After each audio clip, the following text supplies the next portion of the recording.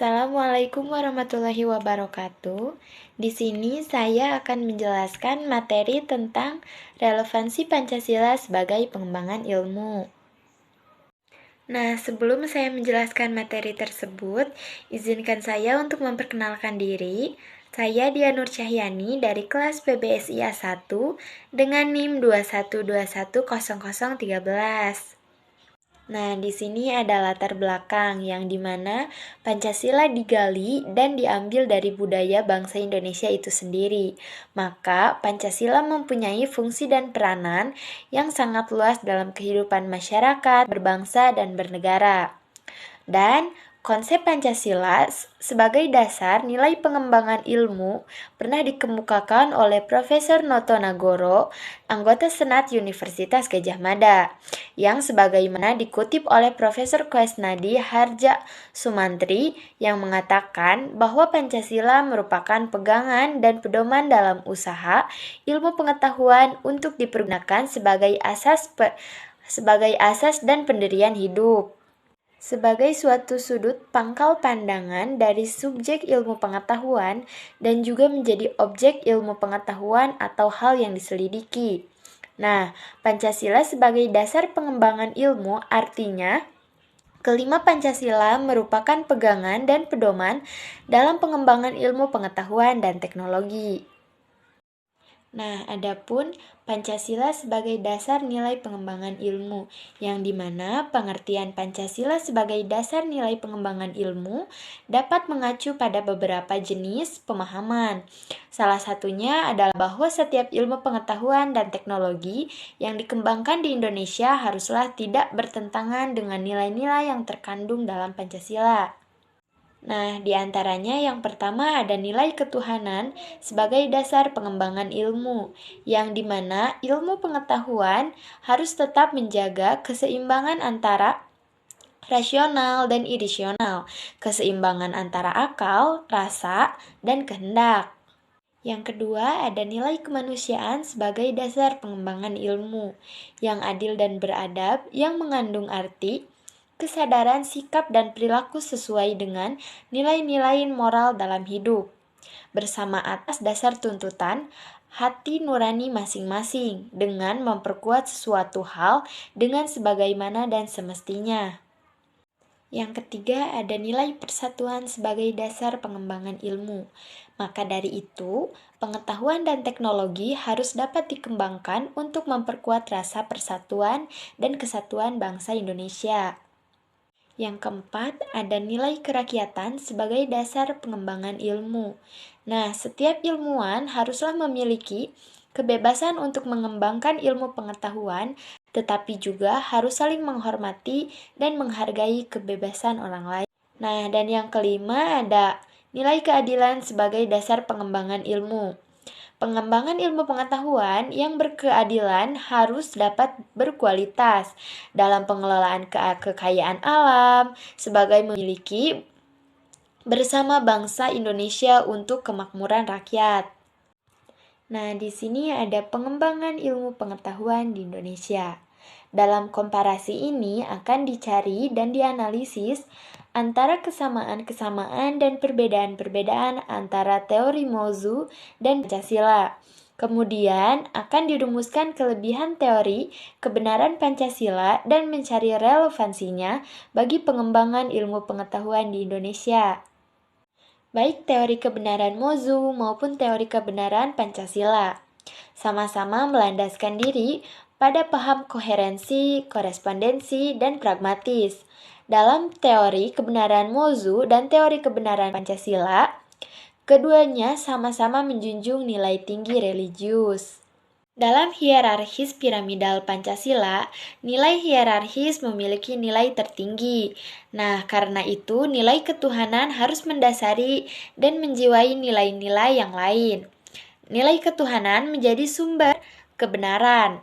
Nah, teori kebenaran Mozu dan teori kebenaran Pancasila sama-sama menaruh hormat kepada orang tua. Pada Mozu memandang Raja, Yao, Sun, dan Yu dihormati sebagai sumber kebenaran karena telah menjalankan Cian Ai atau kasih semesta, sebagaimana Tuhan jalankan. Sementara itu, pada Pancasila lebih menghargai para pendiri bangsa atau founding father, terutama para perumus nilai-nilai Pancasila dalam sidang BPUPKI dan sidang PPKI. Berkaitan dengan perbedaan antara dua teori tersebut, maka teori Mozu lebih didasari dan dijiwai oleh filsafat CNI atau kasih sementara. Sementara dari Pancasila itu menunjukkan suatu rangkaian bertingkah yang tidak boleh dibolak-balik. Dalam sistem mengkualifikasi dalam Pancasila berarti kelima sila dalam saling berhubungan. Setiap sila atau nilai mengandung sila satu dengan yang lain. Pada kebenaran teori Mozu, yaitu teori kebenaran, koherensi, korespondensi, dan pragmatik, pada dasarnya untuk memperkuat filsafat CNI. Nah, pada Pancasila justru teori kebenarannya melandaskan pada nilai-nilai Pancasila yang diharapkan bisa berperan dalam kehidupan bermasyarakat, berbangsa, dan bernegara.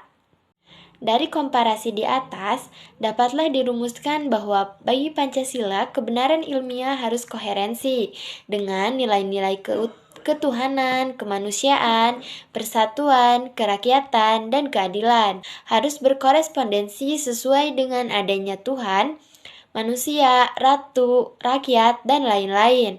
Serta secara pragmatik, ukuran kegunaan harus dikembalikan pada kemanusiaan yang berkebutuhan, berpersatuan, berkerakyatan, dan berkeadilan.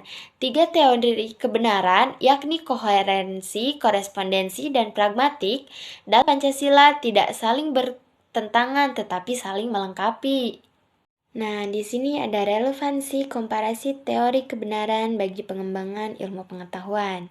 Setelah dilakukan analisis, ternyata antara teori kebenaran Mozu dan teori kebenaran Pancasila ada beberapa kesamaan dan perbedaan. Nah, kesamaannya yaitu keduanya sama-sama menggunakan paham koherensi, korespondensi, dan pragmatis. Sama-sama menjunjung nilai religius, dan sama-sama menunjukkan hormat pada orang tua. Walaupun demikian, jika dilihat dari segi perbedaannya, kiranya teori kebenaran Pancasila lebih lengkap dari perannya bagi pengembangan ilmu pengetahuan.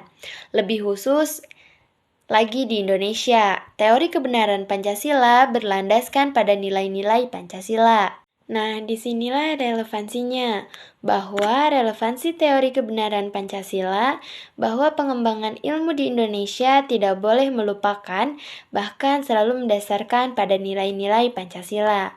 Relevansinya, bahwa pengembangan ilmu pengetahuan di Indonesia harus koheren dengan nilai-nilai ketuhanan, kemanusiaan, persatuan, kerakyatan, dan keadilan. Ilmu pengetahuan di Indonesia harus berkorespondensi sesuai dengan kenyataan adanya Tuhan, manusia, ratu, rakyat, dan adil. Di samping itu, pengembangan ilmu pengetahuan di Indonesia harus berfaedah bagi kemanusiaan yang berkebutuhan, berpersatuan, berkerakyatan, dan berkeadilan. Nah, jadi kesimpulannya yaitu Pancasila merupakan suatu kesatuan sila-silanya harus merupakan sumber nilai, kerangka berpikir, serta asas moralitas bagi pembangunan ilmu pengetahuan dan teknologi Indonesia. Nah, relevansinya bagi pengembangan ilmu pengetahuan di Indonesia bahwa kebenaran ilmiah harus koheren dengan nilai-nilai ketuhanan, kemanusiaan, persatuan, kerakyatan, dan keadilan. Kebenaran ilmiah juga harus berkorespondensi dengan kenyataan adanya Tuhan, manusia, rakyat, dan adil. Di samping itu, kebenaran ilmiah juga harus berguna bagi kemanusiaan yang berkebutuhan, berpersatuan, berkerakyatan, dan berkeadilan. Nah, mungkin sekian penjelasan materi kali ini dari saya. Mohon maaf jika ada penulisan kata yang salah dan penyebutan kata yang salah. Sekian dari saya. Wassalamualaikum warahmatullahi wabarakatuh.